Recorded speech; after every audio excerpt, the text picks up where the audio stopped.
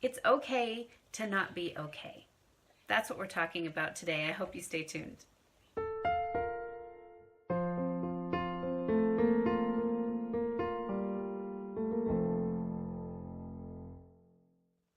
Welcome back to Coloring Through the Bible. My name is Keegan Harkins, and today we're talking about letting yourself grieve, letting yourself be upset and have emotions.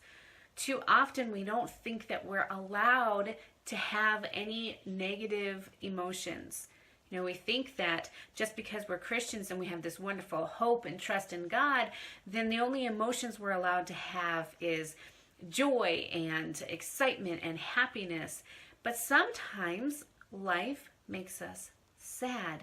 There are things that come up in our lives that are hard, that grieve us.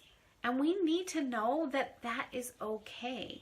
You know, God created all the emotions. He didn't just create the happy, joyful emotions. He created us to be able to mourn and be sad. And there's a purpose for that. And if something is going on in our life that is a disappointment or is heartbreaking, and we don't allow ourselves to grieve for that, we actually do so much damage to ourselves, and we don't allow God to heal us from that situation. And then we don't allow God to use that situation for His glory, because it becomes like our little secret pain that we hide away. Because until we deal with it, it's still there. Maybe we don't let other people see it, but we're still going to struggle with it. And the longer that we hold on to that, the more it's going to rot and become this agony that affects every part of our life. So we need to give ourselves permission to grieve. We need to give ourselves permission to mourn the loss, not just of people. You know, it's okay when a person that you love dies. It's socially acceptable and okay for us to mourn their loss. But we tend to think that it's not okay for us to mourn the loss of an idea or a dream. But those are very much losses.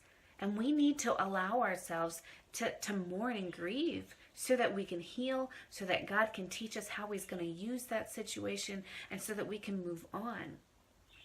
When my husband and I were first married, we went through a lot trying to have children, and we suffered quite a few miscarriages. And a friend of my mother's lent me a book, and I don't remember who the author was. I wish I did, because it just was such a great help for me, but I don't even want to admit how many years ago that was, so I don't remember anymore the name of the book. But there was a chapter on mourning your infertility. And it was such a blessing to me, because it is, infertility is the loss of something that's not tangible. You know, you can't see your ability to have a child, or unless you are pregnant, you can see that. But it's kind of this private, personal thing. People that you see on the street don't know that you're suffering with infertility. It's very private. And how many things do we suffer with that are really private? You know, you didn't get into the college that you've had your heart set on. That's something that is a hardship. A relationship that you really wanted to work out doesn't. That's a hardship. A job that you really wanted to get and you don't get it. That's a hardship. There's all of these things that we go through in this life that we need to allow ourselves time to mourn for. We need to give ourselves permission to not be okay every now and then. Sometimes things don't work out. And when we have this idea or something that's intangible that we lose, it's just as much a loss as something very tangible.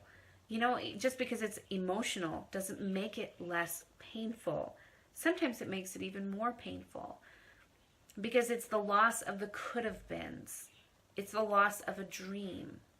And we need to take time to mourn for that. And that's not an unchristian-like idea. Emotions are a gift from God. I mean, think about it. When in Noah's time, when everybody was so wicked, God mourned. He was sorry He had ever even created mankind. He was grieved. God had an emotion that wasn't pleasant. In the New Testament, when Martha and Mary came to Jesus and said their brother had died, they knew, they trusted that he was going to, be in heaven, that he was going to be resurrected at the end of this world. They knew they were going to get to see their brother again, but they were still very sad. And Jesus wept. I mean, that's the shortest verse in the Bible. It's the easiest one for everybody to memorize. Jesus wept. He knew he was going to walk over to that tomb and say, "Hey, Lazarus, get up, buddy. We're not done with you yet." He knew he was going to do that in just a few minutes. And yet he felt the depth of their emotion, and he validated their emotions by mourning with them. So God is not against us having emotions that aren't always pleasant. If we allow ourselves to not be okay sometimes, that's when the healing can come. When we start to have that dialogue with God and opening up and just letting it all out of what's going on, of what's bothering us, then we can start to remind ourselves of all the times that God has used our grief, that he has used the bad time in our lives to get us into a different direction. We can start to remind ourselves of all of God's blessings and remind ourselves that even though things don't work out the way that we want them to all the time, it doesn't mean God's not paying attention to us. It doesn't mean he doesn't care. It doesn't mean that he is cruel or vindictive or wants to harm us in some way.